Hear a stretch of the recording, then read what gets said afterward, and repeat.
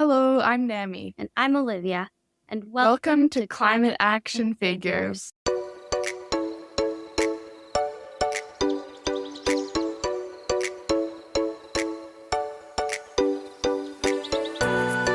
Well, hello, and welcome to this week's edition of Climate Action Figures. My name, as always, is John Whidden, and last week we talked with Miriam and Cora from Future Leaders Youth Council. And as it turns out, they weren't the only youth from that organization with big ideas. So this week on the show, you are going to love what Nami and Olivia have to say. But first, this week's quick fix from Pat in Medicine Hat. Pat says, buy secondhand when possible. Reuse, repair, reduce. I love that modification on the usual 3 R's, Pat. And by the way, we will soon be out of quick fixes from audience members, so unless you want me to start making things up, please remember to send in your quick fix to us at climateactionfigures@gmail.com. And now, welcome Olivia and Nami. Thank you for having us. Thank you. Well, thanks so much for being here. What do you two think about Pat's quick fix today? I really like it. I personally really like going to the thrift store. This shirt I actually got last week from the thrift store. So I think buying secondhand and even giving to secondhand thrift stores really helps. Excellent. Olivia? Totally agree. I think it's great. And I think not enough people know the amazing things you can find at thrift stores for great prices. And yeah, so much better than just buying or fast fashion. So That's for sure. Well, last week we heard a little bit about Future Leaders Youth Council. So why don't you tell us about your experience with the organization? For example, how did you first hear about it? I first heard about it through the Biospheres newsletter, that they were starting a new youth environmental group in town. And I was kind of interested in it. So stopped by and just found a bunch of people who had the same values as me, and yeah, really enjoyed the environment that it created, and just being able to connect with like-minded people here in town was really great. Nami, just before you tell us a little bit about your experience with the organization, Olivia, you mentioned a newsletter. Where would people find that if they were looking for that? I think they could find that through the Biospheres website, so the Biosphere Institute from Canmore. There's a bunch of great resources on there. Oh, great. And Nami, how did you hear about this organization? How did you get involved? I heard about it actually through school. Heidi, the leader of the Future Leaders Youth Council, she came to our school at one of our sustainability meetings, and she kind of let us know that she was putting together this program. So I joined it, I think, about 2 years ago now. And it's really been an amazing experience. I can't believe it's already been 2 years, actually. Yeah, crazy. What's been your favorite thing about this organization so far? I think, honestly, how community-oriented it is and how much we've done really out in the community. Because I find that school, you're kind of just in the classroom. Whereas through the Biosphere, we've been able to tour around and, for example, go to the Rome Transit Hub for our local bus, or tour the local waste management facility too. So I really like how interactive it is in that way. Olivia, do you want to say anything about that? Yeah, I totally agree.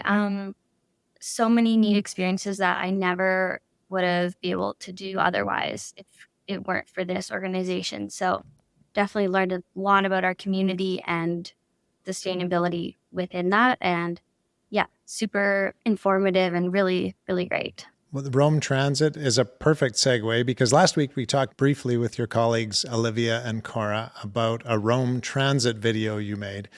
And last week, Cora told us that each person had a specific character, and I should ask you about your character in the video. So what did that character mean to you?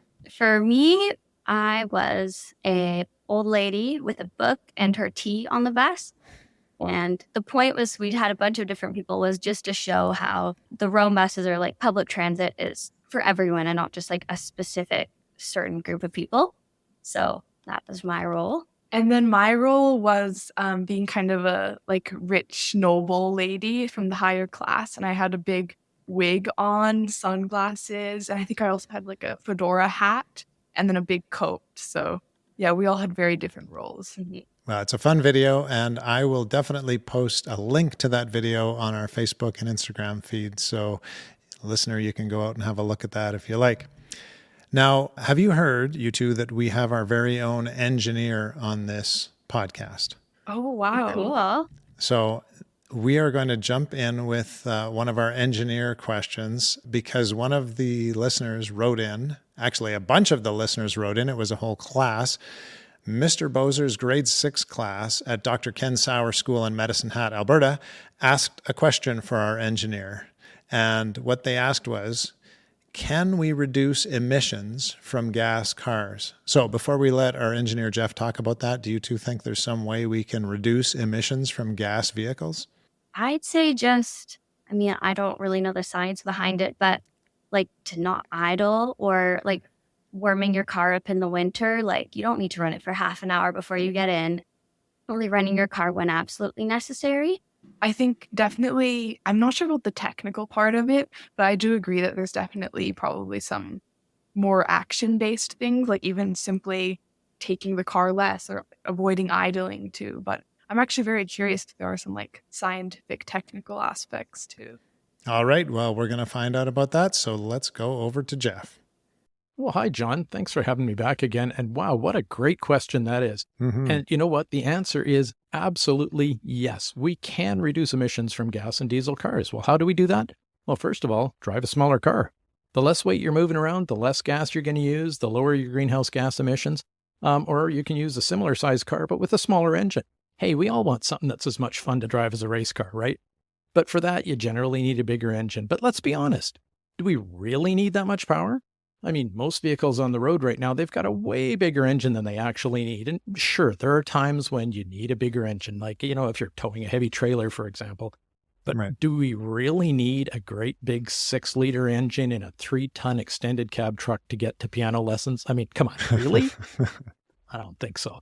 But you know what, John? That's probably not what they actually meant. What they probably wanted to know was, is there something you can do with the existing vehicle you've got, the one you're already driving around, to reduce emissions with that one, right? Well, again, the answer is yes, there absolutely are ways to reduce emissions from the car you already have. First of all, like I just said before, lighten the load. The less it weighs, the less fuel it's going to use. So take that hockey bag out of the back. Take all that extra stuff you're carting around out and leave it at home. You don't need it there. You're going to use less fuel. And therefore, you're going to have lower emissions. Then take off the bike rack and the roof rack if you're not actually using them. Those things are just horrible for aerodynamics. They can increase your fuel consumption by as much as 20%. And don't stomp on the gas and just race ahead every time the light turns green. Generally, just slow down. If you're doing 120 kilometers an hour, you're going to use maybe 20% more fuel than you would at 100. Don't idle your vehicle for a whole long time. It wastes gas. It puts unnecessary wear and tear on your engine. It produces unnecessary emissions. And keep your car properly maintained. Get your tires at the right pressure and keep them there. Make sure the exhaust system is in good shape, including the catalytic converter. Really important. And use the air conditioner sparingly. It puts a lot of load on the engine, so it has to burn more gas. And if your car has a sports mode and an economy mode, use the economy mode and then actually drive that way. Or, hey, maybe just drive a little bit less, walk more, cycle more, take public transit more. But, great John, points. Thanks, that's Jeff. Probably not actually what Mr. Bozer's class meant either. I did warn you, John, that if you ask an engineer a question, you're going to get, well, that depends. And this really depends on what were they actually asking. Maybe what they really wanted was some gadget they could plug into their existing car or something to pour into the fuel tank that's going to cut their emissions without them having to change the way they actually drive or anything. Do you think maybe that was it? Well, this time, I'm afraid this time the answer is probably not, John. All those things that get advertised on the internet and on late night TV, they're not likely going to do anything substantial. And in fact, most of them actually seem to make matters worse. I've never seen an actual single claim that has credible test data to back it up. It's just hype. Now, it may be out there somewhere, but I've certainly never seen it. Right. So if you want to cut the emissions from a gas or diesel vehicle, John, you really need to use a smaller, more efficient engine in a smaller, lighter, more fuel-efficient car, or you need to change the way you drive, or both. It's not magic. It's just physics and thermodynamics and chemistry. And math. Good. Well, that's great. Thanks for that, Jeff. Apparently, you have to be careful with engineers. Get them started, and it can be hard to get them stopped. Perhaps we'll have a little chat about that later. Seriously, though, That's some great information, and I'm sure Mr. Boser and his class will have some great things to talk about now. So what do you two think about those ideas? I think they're all very interesting. Yeah, definitely. Are there any of those that you already do in your families? I would say maybe the bicycling one, especially in the summer. I really enjoy cycling. So even just going downtown to run some errands. So just trying not to use the car as much. Exactly. Right. How about you, Olivia? Yeah, definitely. We try to use public transit or bike or walk places. But I thought the air conditioning one was really interesting because that never occurred to me. And it's very smart. Yeah. There you go. I drive my family crazy because I turn the air conditioning off as much as possible in the summer. All right. Well, we have come to the time in the show when we share our climate actions, and there's 2 of you, so you each get to share your own climate action. What are you doing to mitigate climate change these days? So for mine, what I'm really trying to do is just working on like sustainable transport. I feel like, especially in Alberta, like as soon as you hit 16 and get your driver's license, there's kind of a lot of pressure almost to drive everywhere and get your license. And it's a big thing. But I'm really trying to just like, do I need to drive or can I take the bus? Can I walk? Can I bike? And especially in Chem where it's great, there's so many great options for public transport. And so, yeah, it's like choosing driving, like only if it's necessary, not if it's just the easy way to go. That's really what I've been trying to focus on. And one thing I've actually been focusing on is simply like just being educated in the first place about what is happening. Like even through the Future Leaders Youth Council, we've learned so much. So I feel like before even taking those big steps, you can also just simply be aware about what is happening and educate yourself on climate change. And especially on social media and with Google these days, there's so much information out there and there's just so much to learn. So I think that's a really important step for me that I focus on right now, and I hope to focus on more in the future too. Oh, very interesting. And can I put you on the spot, Nami, and say what's something that you've learned anywhere about the environment that has been a big learning for you in the last year, let's say? I think honestly, it's how much the small actions make a big difference. Even with at home, I did composting, and our town has a composting program, and even through small actions like that, it makes a big difference. And through Future Leaders, we're also educating ourselves and working on that too, even going to the waste management facility, for example. So there's been a lot of instances like that. And I should give Olivia a shot at that too, if you want it. Anything you want to share that a big learning for you in the last year or so?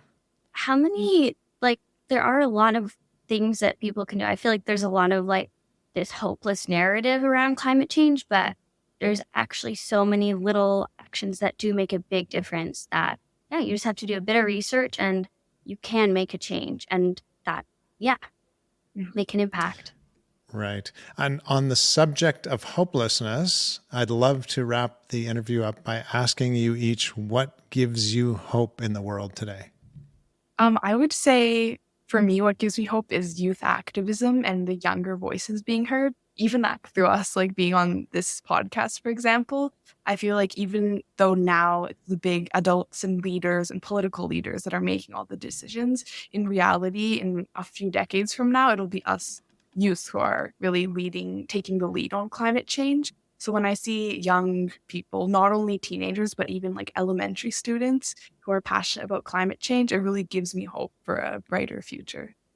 And how about you, Olivia? For me, I'd say definitely meeting other people and connecting with other people who share the same values and really care about the environment. And then also spaces like this podcast or the Biosphere Institute that encourage youth to get together and collaborate and give us the spaces so that we can make an impact.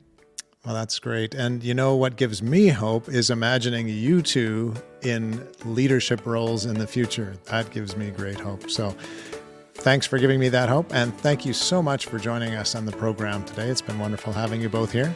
Thank you. Thank you very much. Thank you. And thank you, dedicated listener, for sharing a few minutes of your busy day with us. We will be back, as always, next week, same time, same place, to hear from another climate action figure. Until then, go figures. This has been Climate Action Figures. Our show is produced and hosted by John Whidden. Our creative consultant is Kayla McIntosh. Our theme song is Hawaii Vacation by Tavari. You can find us on Instagram, Facebook, and YouTube at Climate Action Figures. That's all one word. And if you have any other questions or comments that arose from this or any episode, feel free to reach out to us at climateactionfigures@gmail.com. And thank you for listening. We'll be back next week with another Climate Action Figure.